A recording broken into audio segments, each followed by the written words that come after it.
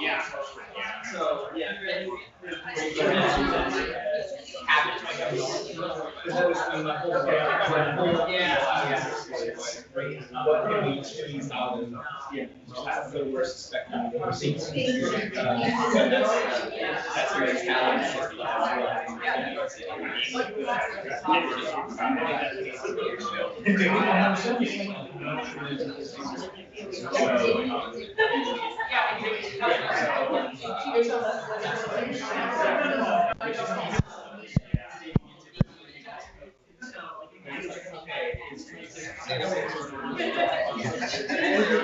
Yeah, I was actually.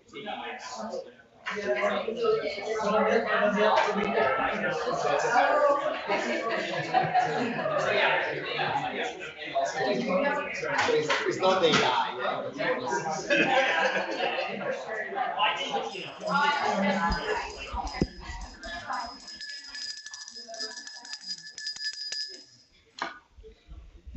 Good afternoon, everybody.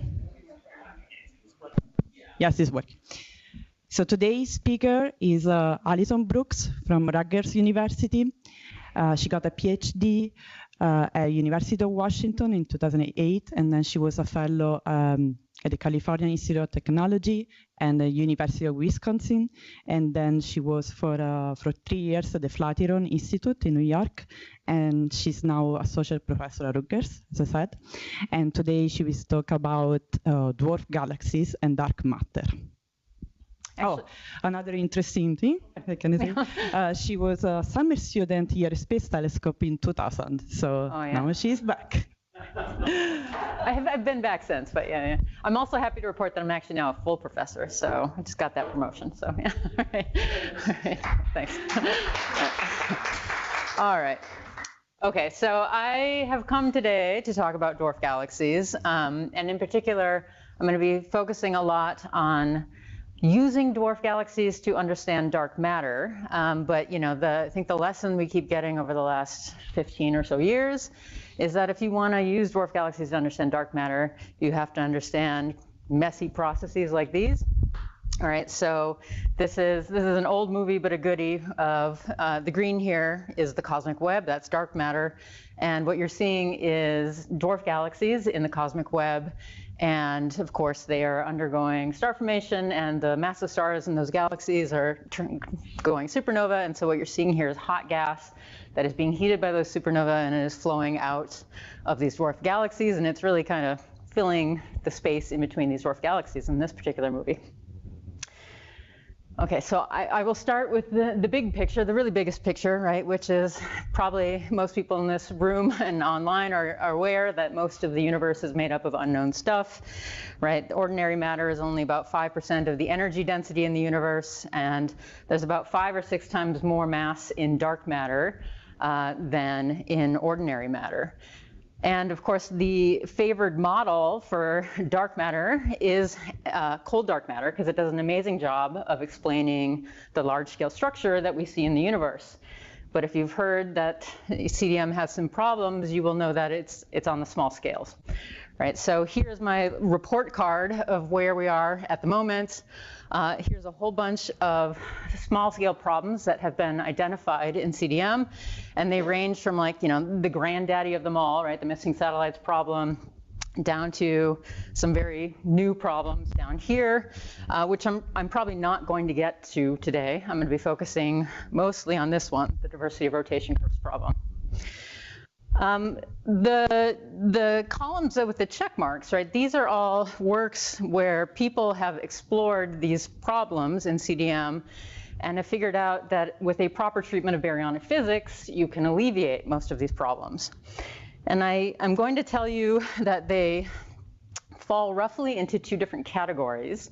The first category here is a sort of just add baryons problem. You know, a lot of these original problems were identified using dark matter only simulations. And so people originally assumed that because there is 5 to 6 times more mass in dark matter, that whatever the dark matter was doing, baryons had to follow it. And so they ended up with things like missing satellites and too big to fail problem. And it turns out that if you just add baryons, you end up with a component of matter that can now cool, right? Unlike dark matter. And so once you add gas, it can cool to the center of halos, and that changes the mass distribution inside of a halo from a dark matter only run. And so, for example, when a satellite now orbits around something with gas that is cooled to the center, it feels stronger tidal forces, and you end up not having a missing satellites problem, right? So basically no modern hydro code finds a missing satellites problem anymore. Okay, and I'm happy to, ask me about any of these later if you're curious what they are, but I'm going to broadly move on to the next two problems in the list. And I'm going to give you a little more background on these because I think they set us up nicely for where we are in the current moment in terms of understanding dwarf galaxies. Okay, but I've highlighted them because they are the problems that require that messy baryonic physics that I was showing you in the title slide, right, in order to solve the problem. So it's been 15 years since this paper came out, right? The first bulgeless disk galaxy. So when I got into this field, the big problem with dwarf galaxy simulations is that they always made bulges, right? And so, for example, there's M104 with a gigantic stellar bulge sitting down at the center. That's what all of our dwarf galaxies looked like in simulations. But it turns out, of course, that most dwarf galaxies do not have a bulge, right? They can be described as a pure disk, pure exponential light profile all the way to the center. Okay. And actually, this is another way of thinking about that problem. This is work from Frank van den Bosch a while ago, where what you're looking at in this slide, let me grab the laser pointer, this P of S here is an angular momentum distribution. Okay, so all of the gray hashed regions here, this is the angular momentum distribution of baryons in real dwarf galaxies, okay? And the black line that is essentially the same in all of these panels is the angular momentum distribution that you expect for dark matter, for a cold dark matter halo, an NFW-like halo. And the main takeaway is that in every case, what you are missing here is this low angular momentum material. And high too, I'll point out, but the low is the real problem because that's the stuff that ends up in the center of your galaxy and it goes on and it makes bulges. Right? So you basically have to get rid of it to make yourself look like a real dwarf galaxy. And that is exactly what started happening 15 years ago, roughly. And I wish I could say it was some magic insight, but really it was better computer resolution allowed us to go to higher resolution galaxies. And suddenly we were able to drive outflows from these dwarf galaxies that we hadn't driven before. And so here now is, this is the first bulgeless dwarf galaxy simulation. What you're looking at is just a gas temperature map of this galaxy. And it's a slice in time chosen when there's been a burst of star formation. The massive stars in that dwarf are going supernovae. And you can see it's heating up this gas and basically driving it out of this dwarf galaxy. And in the end, if you look at what happens to the angular momentum distribution in the simulated dwarf, the blue over here are the baryons, the H1 and the stars. The red, actually, let me go to purple first. Purple dash here is the dark matter, right? Exactly what you would expect for a CDM halo. And the red, this is the fun part about doing particle simulations. I can trace back everything that was ever in the dwarf galaxy and ask what was its angular momentum before it got ejected.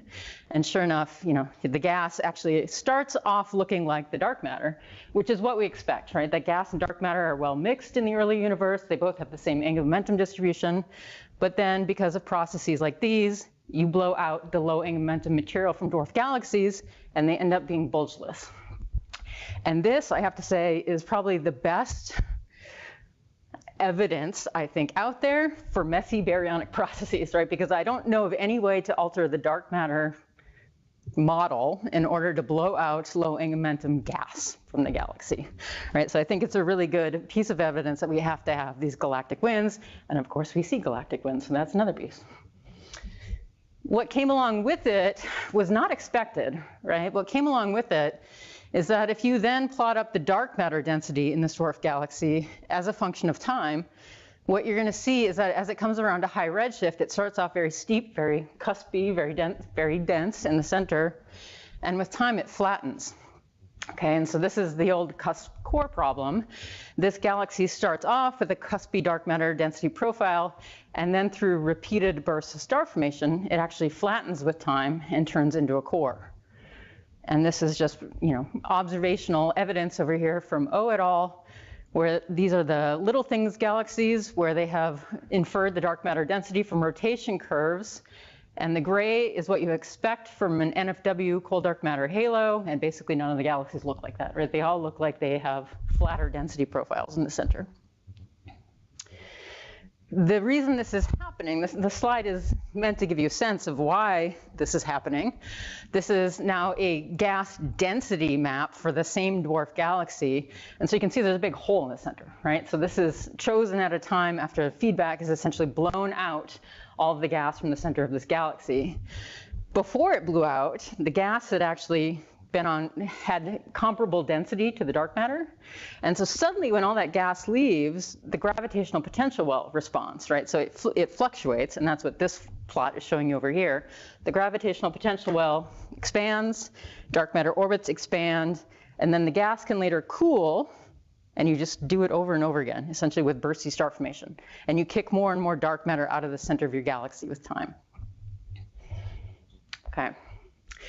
And so that's where we stand these days, with a bunch of these problems being addressed through baryonic physics. And now we have this new problem, the diversity of rotation curves. And so I'd like to actually spend most of my time today talking about that particular problem. Should I pause before then? Do people do that? Take questions in the middle of the talk? I'd be open to any on the scorecard. Okay. All right, so what is the diversity of rotation curves problem? Okay, this is a great slide from Kyle Oman et al. That gives you a sense of the problem. Okay, so here on the left-hand side, we have, this is the circular velocity, this is the rotation curve of a galaxy, right? Rotation as a function of radius. On here, we have a whole bunch of different things, but in green, these are dwarf galaxies from the Eagle simulations. Okay, so basically all the dwarfs in Eagle have a very similar rotation curve profile. It rises quickly and then it flattens out.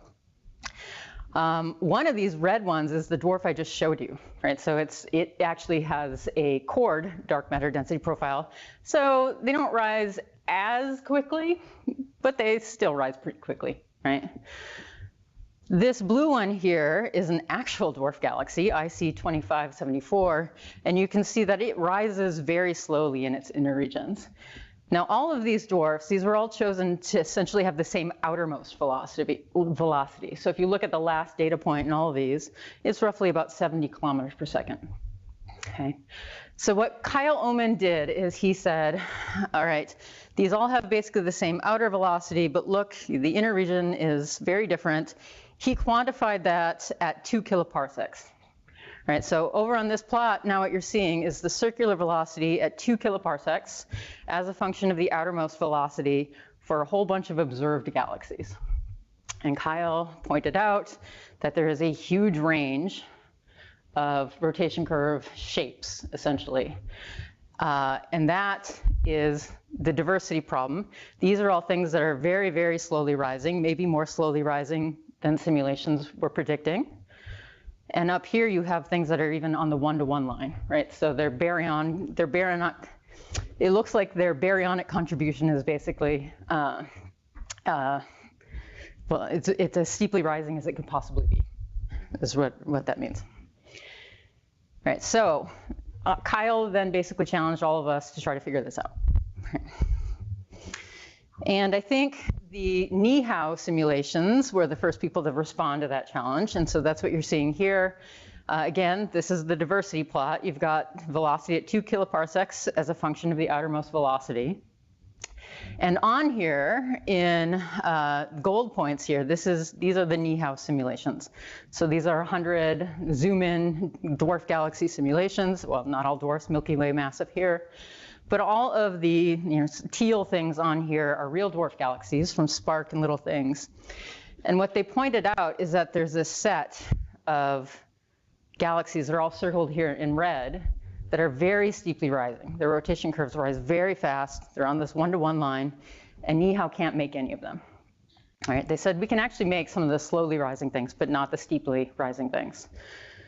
And Kyle Roper and his collaborators have also shown this. These are more recent simulations, and I will notice that I'm now going to make a switch from velocity at 2 kiloparsecs to this thing called VFID.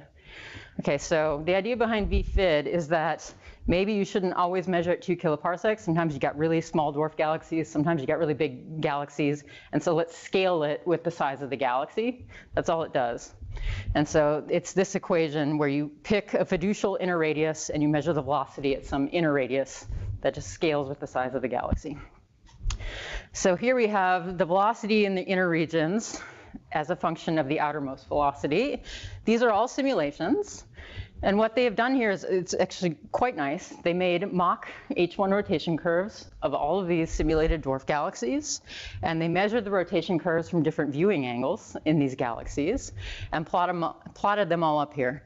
So the square points are the true results from the simulations. And all of these circles are what you would measure in mock observations. But on here also, the X's, these are real dwarf galaxies, right? And so just like in Nihao, there's this population of very dense, very steeply rising dwarf galaxies that they were not able to fit. And so here we are, 15 years later, right? The cusp core problem was all the rage 15 years ago. We couldn't match slowly rising rotation curves. And now the problem has swung completely the other way. And now we can't match the most steeply rising rotation curves. Okay, and now I will point out too that this simulation I just showed you, these are dwarf galaxies that make dark matter cores in the Eagle simulations. That's what the HT is. It's a high threshold for star formation that makes dark matter cores. Over here, they've changed their star formation prescription so that they do not make dark matter cores. They have steeply rising cuspy dark matter profiles in their dwarf galaxies. And then they said, look, now we can solve the problem. So basically, you can get a diversity of rotation curves, but you can't do it while making cored dark matter profiles. That's the conclusion here. All right, so this has also become a major motivator. The diversity problem has become a major motivator for alternatives to CDM, and in particular, self-interacting dark matter. So for those of you who may not have heard of SIDM, I actually find it to be quite appealing, right? Because the idea behind philosophically appealing, because the idea here's the standard model of particle physics. In SIDM, basically the idea is, well, what if dark matter isn't just the single particle, like we always describe it in a simple model? What if there's a whole bunch of different particles over on the dark side or in the dark sector? In that case, you could have something like a dark photon, right? And dark matter particles can exchange energy with other dark matter particles, and that changes your distribution in galaxies. So in particular, this is how it changes. This is the velocity dispersion in galaxies as a function of radius.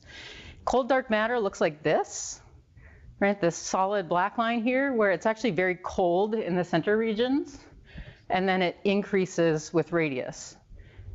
But if you instead have a self-interacting dark matter model, there's then essentially an energy transfer, a heat transfer between dark matter particles. And heat transfer comes in from out here and heats up all the inner stuff here, and you increase the velocity dispersion in the inner regions until, in this model, it becomes isothermal. So that's what happens to the dispersion. This is what happens then to the density, right? So you make dark matter cores. As you scatter, as these dark matter particles exchange energy, you scatter them out of the center of the galaxy, and you end up decreasing the density in the centers until you make dark matter cores. Okay. So this has become a favored model, I think mostly based on this paper. This is a lovely paper by Ren et al., where let me back up and say all of these data points with error bars are real galaxies. Okay, so this is a SPARC data set. And they've divided it up here into these different velocity bins. But all of the lines going through them are fits, are model fits, assuming dark matter is self-interacting. So essentially what happens in self-interacting dark matter is you get all this dark matter scatterings, you make a dark matter core, and then it becomes very sensitive in the center to what the baryons are doing. So if the baryons want to contract for some reason, the dark matter also contracts, becomes adiabatically contracted with the baryons. But if your baryons don't want to do that, maybe they want to be an ultra-diffuse galaxy or very extended, the dark matter then stays extended. So in that case, you basically get, the rotation curves of diffuse galaxies are very slowly rising, and the rotation curves of compact things become very steeply rising. And so they could fit all of these data points using that model in SIDM. Okay, so let me jump to what I'm up to then. I have been, over the last couple of years, really focusing on building up the largest sample of zoom-in dwarf galaxies to date. Okay, so this is an example of from our Marvel suite of galaxy simulations. Marvel is actually, it's a zoom-in simulation. So, right, you take a big box, you put all of your high-resolution elements on something in the center of the box. In this case, that's a cosmological sheet, right? As it comes back around, you can actually see that this is a sheet of galaxies. Right? And then this movie zooms in on the most massive dwarf in this sheet, which happens to be about the size of the SMC. So it's pretty small. So we get dozens of dwarf galaxies out when we do this cosmological sheet, and we've done this about 4 times. So we get dozens of dwarf galaxies out. The problem with that, right, this is CDM, you do a volume, you do a cosmological sheet, you get tons more ultrafaints out than, say, Magellanic mass galaxies. And diversity is really maximized in the range of Magellanic mass galaxies. And so I have then spent the last few years simulating the largest suite of Magellanic mass galaxies out there. And I'm going to show you a couple of them today, just because, I'm a simulator, I get to show you movies, right? So this is 2 of them. And each of these movies is showing you different things, right? So they all have dark matter. I'm not showing dark matter in any of these movies. But in the upper left here, I am showing the stars. That's the pinkish purplish bit that you see in the center there. That's stars in that dwarf galaxy. And then the rest of it is color-coded by gas temperature. And so most of this here, you can see this dark blue is H1, and then hopefully you can see that there's, on occasion, there's feedback that heats up the gas, and you get this greens and reds on the outskirts, like there. This movie, on the other hand, this is a completely different dwarf, but I'm just showing you the gas. And here I'm showing you the gas color-coded by metallicity. And I love this movie because it just, if you were watching from the beginning, you'll notice it was blue. Blue, very dark blue is metal poor. And then as metallicity increases, it becomes light blue, and then green, and then yellow. And so with time, this galaxy changes colors in a lovely way as it enriches. And here's a little ultrafaint kind of thing coming in that's metal poor. So yeah. And I'll show you a couple more. But you may also see that there's some disk structure that's starting to emerge in these dwarf galaxies too, and I'll come back to that later in the talk. Okay. All right, so let's come back to diversity. Now I've got the innermost velocity as a function of the outermost velocity again. And here are these sweeps of dwarf galaxies that I just showed you. And underneath in gray, that's data from Spark.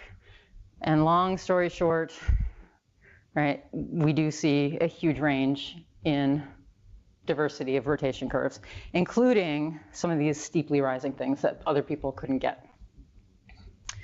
Okay, and I will point out that we also run in a model that makes dark matter cores. So when you see these steeply rising dwarf galaxy rotation curves, they do actually have dark matter cores. Right, we verified that. Okay. And it turns out that having a diversity of rotation curve shapes also seems to give you a diversity in size. And in fact, you can see that over here. Here's a slice. This is a rogues gallery of some of these simulations that we are using here. And they are ordered by stellar mass.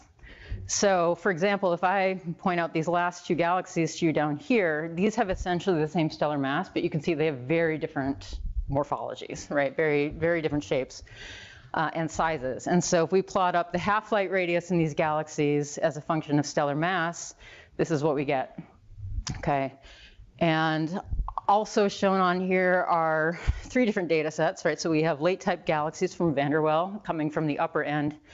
In dwarf galaxies, we've got the Carlston et al. Data, and then the gray points underneath are Spark. And so you can see we do a pretty good job of matching the range seen in real dwarf galaxies. And this is not true of most simulations.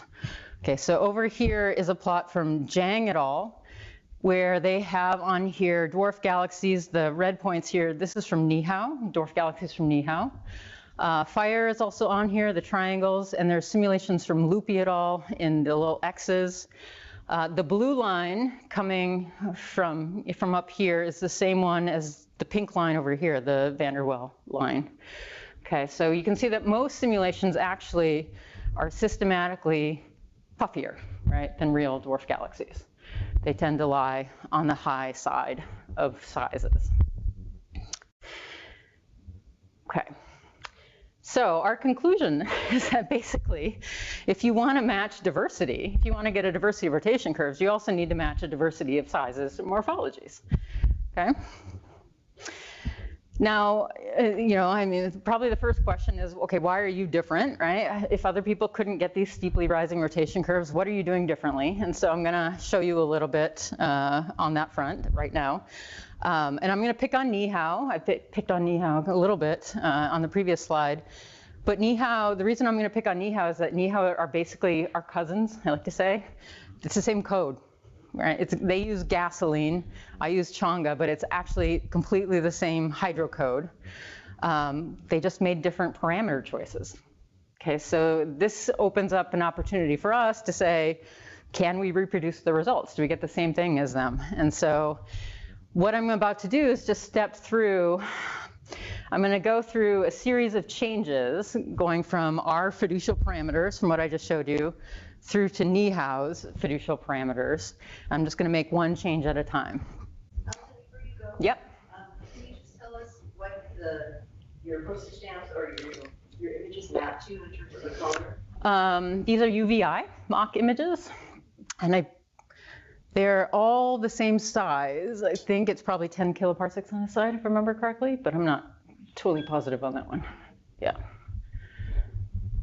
Okay. Yep. All right, so the first change we made, so here's our fiducial model. And we purposely picked a dwarf galaxy that was dense and steeply rising because they don't exist in Nihao. So the first thing we did was change our star formation. So it turns out we have different star formation parameters. Right, so in our model, we use one where H2 is tracked, right? The formation and destruction of molecular hydrogen is tracked. And then we require that H2 be present before stars form. In Nihao, what they are doing is they're instead setting a density and temperature threshold. So if your gas gets above 10, roughly, AMU per cc, and below 15,000 Kelvin, it can go on and it can form stars. And then you can see right away that basically did nothing. right? So changing the star formation parameter really didn't change the results. We get out essentially the same galaxy when we do that. Okay. So then we change the feedback. So we use something called super bubble feedback, which basically just models how, how stars cluster together and usually end up adding their energies to make a super bubble inside of galaxies. And Nihao is using an older version called blast wave, right? And so, oh, I'm sorry, I haven't even changed that yet. Sorry, this is just going to lower resolution. All right, so this is our fiducial resolution. Nihao is at lower resolution. And so we now, in this case, we have about half the resolution, half the spatial resolution, 8 times lower mass resolution to get closer to Nihao. And you can see that, in fact, this thing did get puffier, right? It got puffier and it got redder.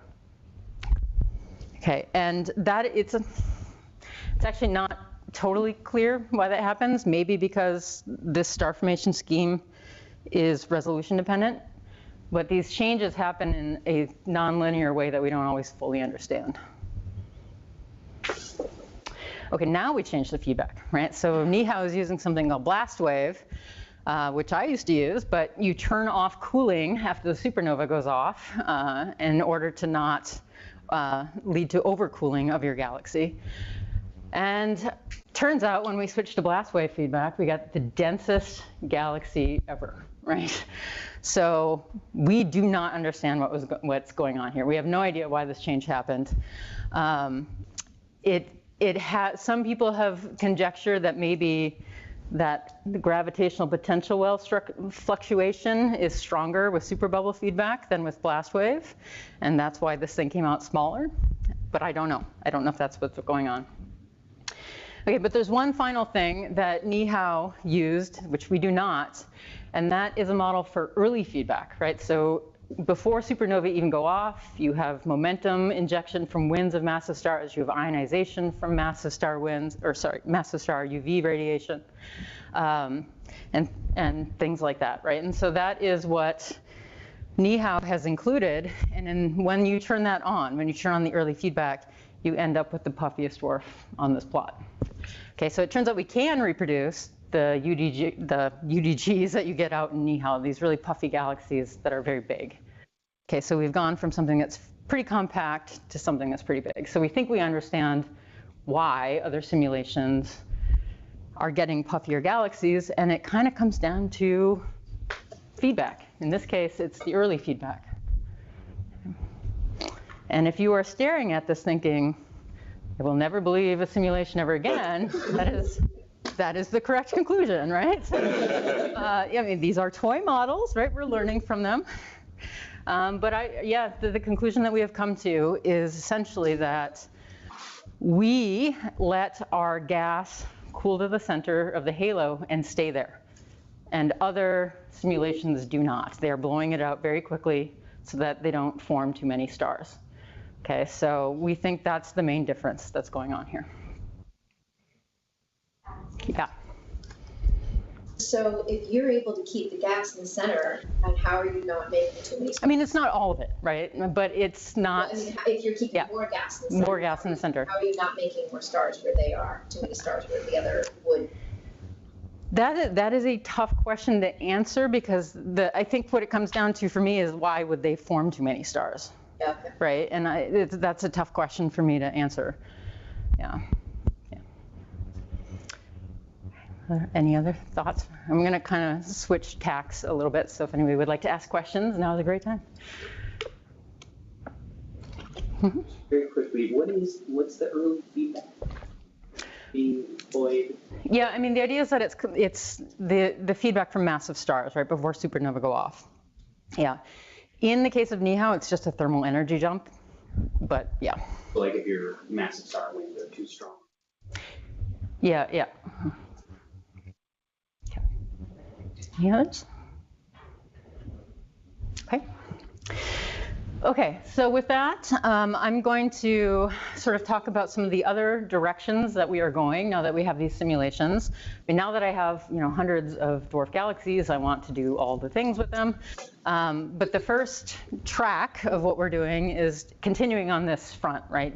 Can we understand dwarf galaxies? Can we understand them in terms of, a vanilla lambda CDM model?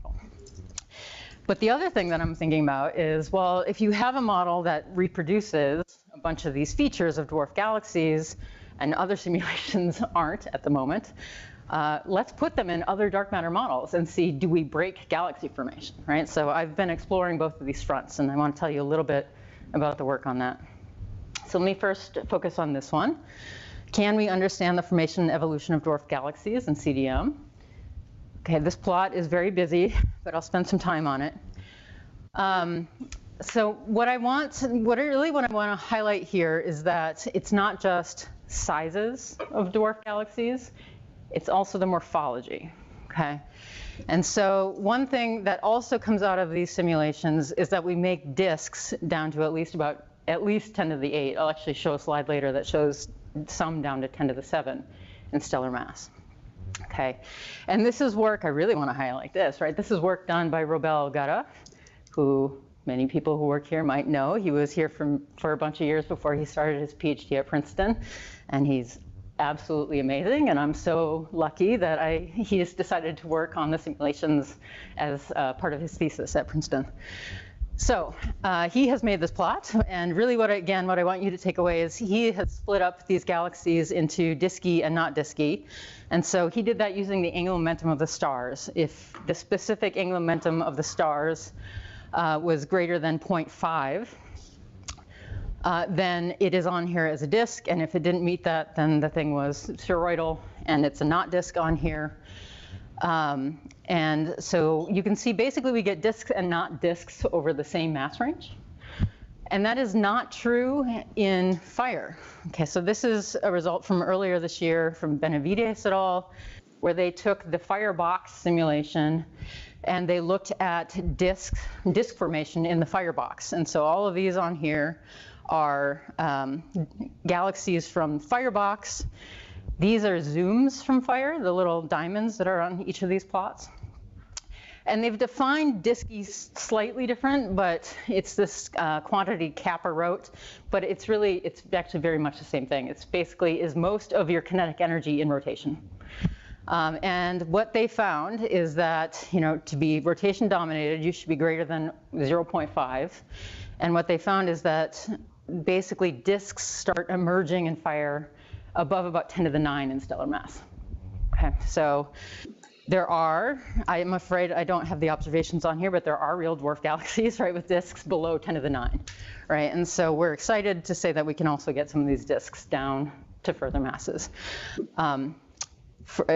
In case you're interested or want to ask me about it later, this particular plot is getting at concentration, because Phil Hopkins had a paper out saying that it was concentration of your dwarf galaxy that ended up creating disks.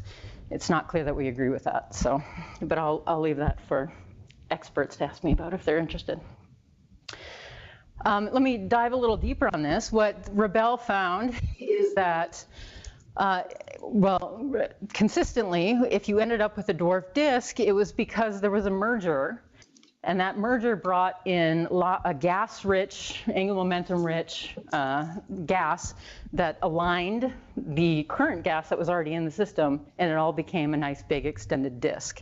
And so let me show you this first movie, an example of that. So again, the purplish pink here are stars, and hopefully with the lighting in this room, you can see the blue. This is all cold H1 gas in these galaxies.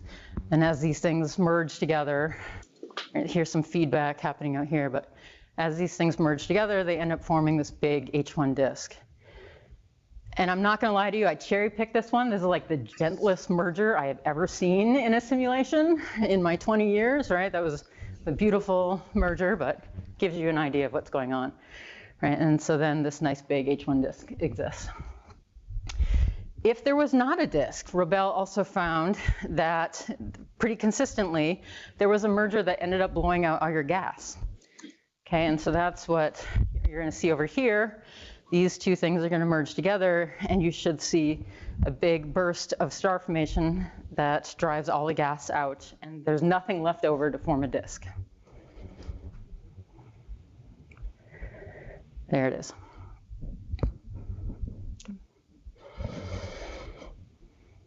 Okay. So I think actually that comes back to the same, I think it comes back to the same conclusion, right? If you always blew your gas out in these mergers, you're not going to end up with nice big disky gas-rich dwarfs. Okay. And I will just advertise this quickly, but tomorrow I'm going to talk about this paper at Astro Coffee. My grad student Delise Ruan, who is also on the job market this year, she made mock H1 rotation curves for all of these dwarf galaxies and H1 profiles, unresolved H1, and used them both to understand the baryonic Tully-Fisher relationship. So that's what you're seeing here, the mass and baryons in these dwarfs as a function of their rotation velocity. If you just naively went and measured these velocities straight from the simulation, you find a turn down, right? Theoretically, all of these models predict a turn down in the baryonic Tully-Fisher relationship at the low mass end. But the teal points here are the mock H1, and it turns out if you make mock H1 baryonic Tully-Fisher relationships, you do not recover the turn down. So she did a lot of work to trying to figure out how you could actually recover the turn down, and I'll talk about that tomorrow. Okay, and so in the time that remains, I want to talk a little bit about the second bit. Let's take these baryons and put them in another dark matter model. And so we've been doing that mostly with SIDM, and that is because, over the last couple of years, SIDM has become very popular, very well motivated, thanks mostly to the rotation of diversity curves problem. But in SIDM, the only cross-section for interaction that matches observations is a velocity-dependent one. And so that's what I'm showing here. There is data for merging clusters like the bullet cluster that constrain the interaction cross-section to be very low, certainly lower than 1. Some people even say lower than 0.1. And in this is a paper from Camila Correa, and she took the dwarf spheroidals of the Milky Way, and she asked what cross-section would you need in SIDM in order to match all of the dwarf spheroidals. And these are the fits that she found. And so if you come back over to the bigger picture, right, these are the dwarf galaxies that she fit. And if you extrapolate it to higher velocities, you have to have this velocity-dependent cross-section that drops off as you go to high velocities. So because this is what matches observations, this is what we've put into our simulations. Okay. And so, right, I said earlier that diversity has been used to motivate SIDM. This is a bunch of the rotation curves in CDM between about 80 and 90 kilometers per second. And what I'm going to do is flip back and forth to the same galaxies in SIDM. Okay. And so you can see, your eye will probably pick out, right, that SIDM is more slowly rising. Like if you look at these red ones here, because it has big dark matter cores, it is more slowly rising. But if you then try to make the diversity plot, you would never tell the difference between CDM and SIDM. Okay, so on here, the circles are all the CDM results. The plus are the exact same galaxies run in SIDM. And basically, good luck telling the difference, right? And that's what this plot is getting at. It's the ratio of the inner velocity to the outermost velocity. And you really, especially with observational errors, I don't think you would ever tell the difference between the two. So I have not ruled out SIDM, right? Despite the fact that we match diversity, I've not ruled out SIDM. And so one of the other things we want to think about then is, are there other ways to try to rule out SIDM or identify SIDM? And so one of the things that we are thinking about is galaxy shapes. This slide is designed to give you a sense of why we're thinking about galaxy shapes. This is one dwarf galaxy. You're just looking at dark matter here. It's just dark matter density. But this is one dwarf galaxy run in CDM over here on the right, and in SIDM over here on the left. And if your eyes are really good, you can see that the SIDM run is much more spherical, right? So all the scatterings of dark matter have sphericalized the inner halo. Whereas in CDM, you get something that's very prolate. And if you have really good eyes, you can also see it's more dense, right? Because it's cuspy in the center, this is chord. Okay. So the question is, do these shape differences translate into the actual galaxy? Can we use the galaxy shapes in order to understand what the dark matter halo is doing? And we have had some promising work on that, in fact. This is a paper from Blake Keith. He is a grad student at George Mason University, working with my collaborator, Fra Munchi. And what you are seeing here, well, Blake fit the shapes of both the stars and the dark matter in these dwarfs.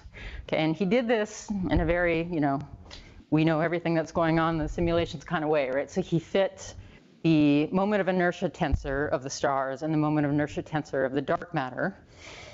And from that, you get here, the short axis is C, A is the long axis, B is the intermediate axis. And so we've combined them all together, and we're not the first to do this, right? But people combine them together in this way to define this triaxiality parameter.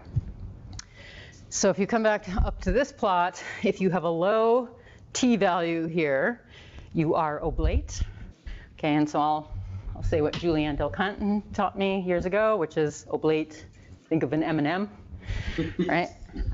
Whereas if you're high here, you're prolate. That's more like a cigar, okay?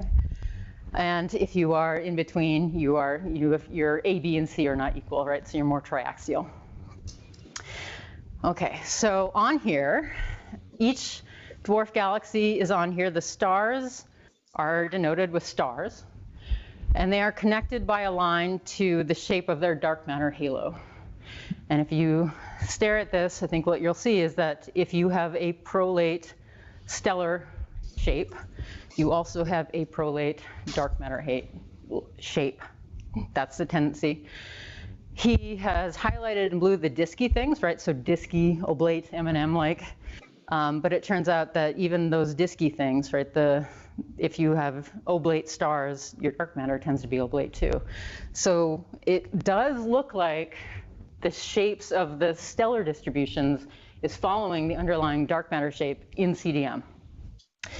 So obviously this needs some work to understand if we can apply it to real galaxies, right? So that's the next thing Blake is doing.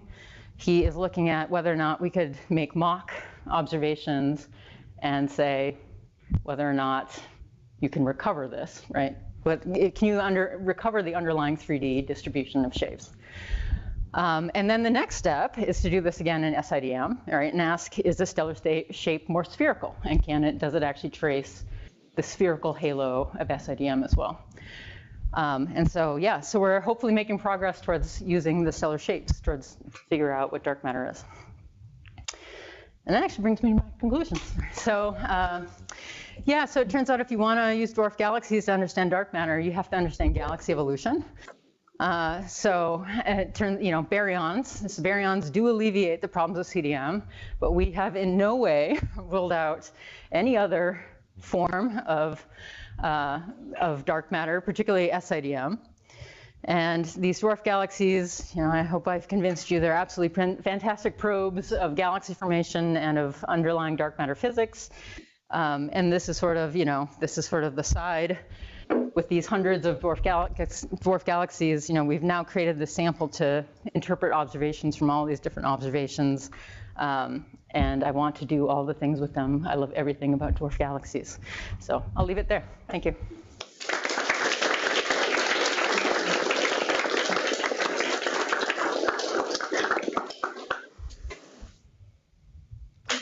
Do I let you? Questions?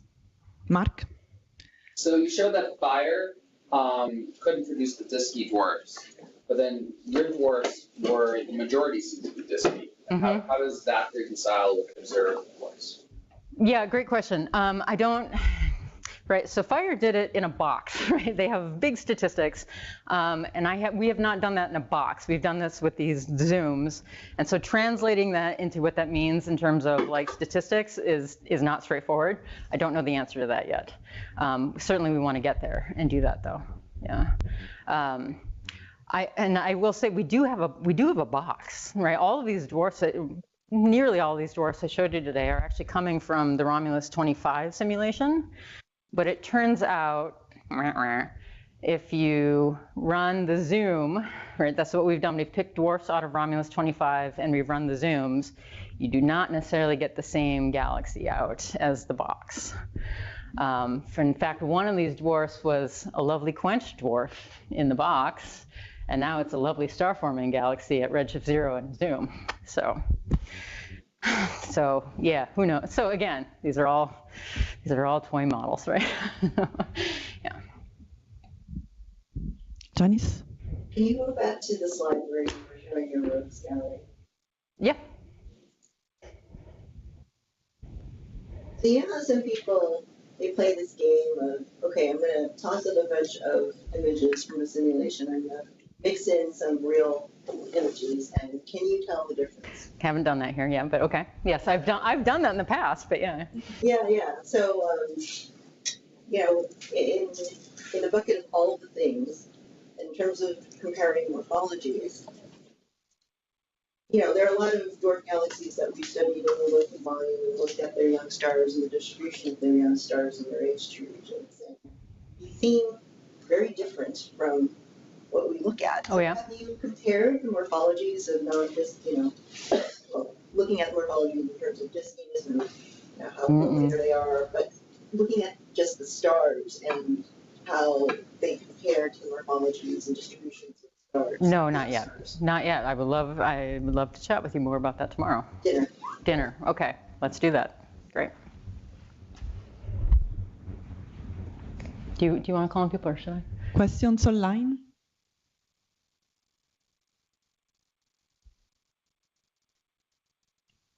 I don't think there are any questions online. Other questions? Yes, sorry, I don't know here. Yeah, so for a while there was this idea that some of the diversity and rotation curves might be on the observational side because people weren't treating radial motions and streaming motions properly. Yep. Do you have like thoughts about that? I think that is also true. Okay.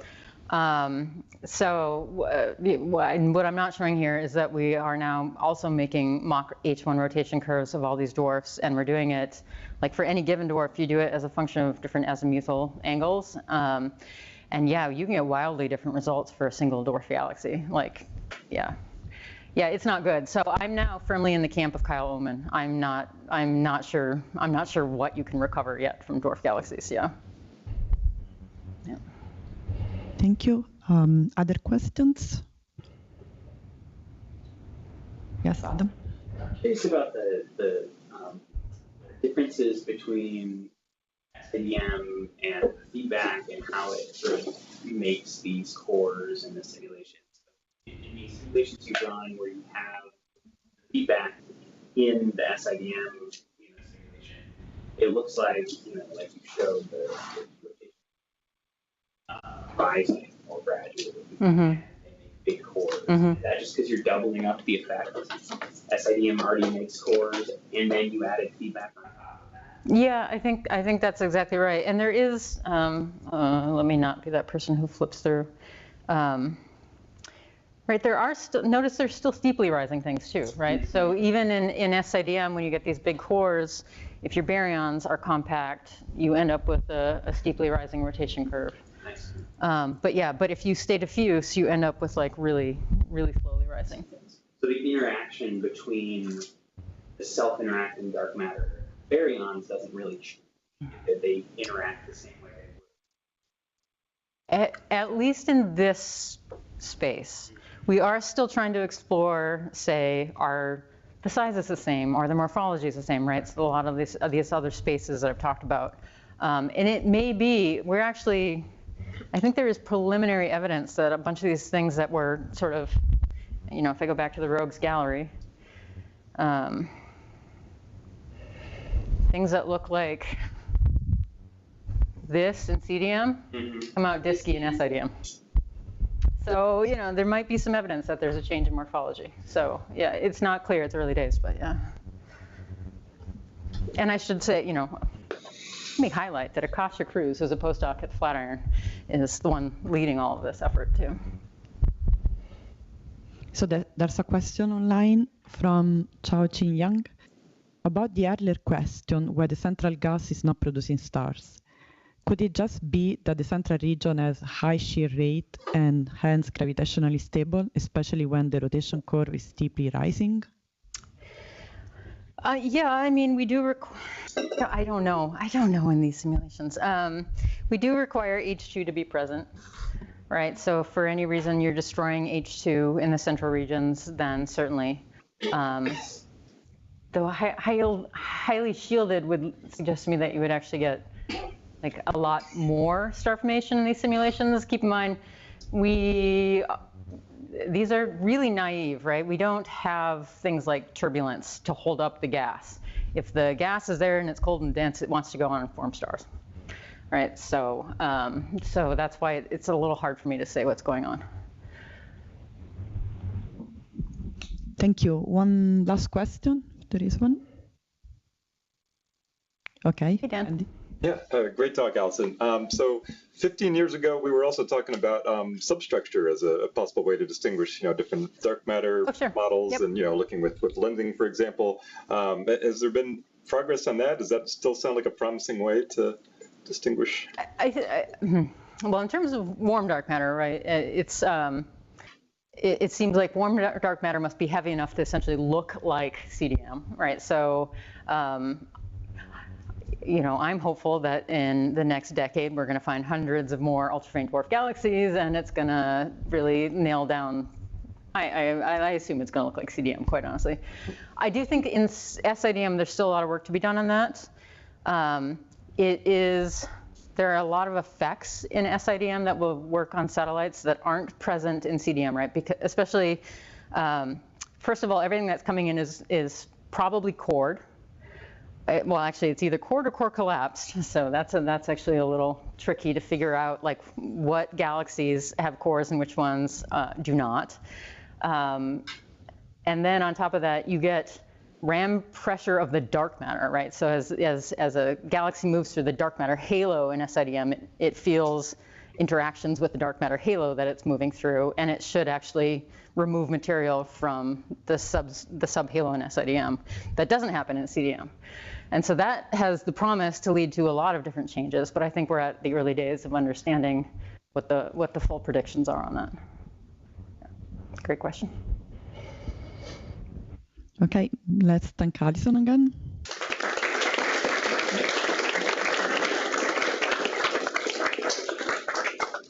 And if you have extra questions, she will be here also tomorrow or later, maybe at the SDAS beer, if you guys participate.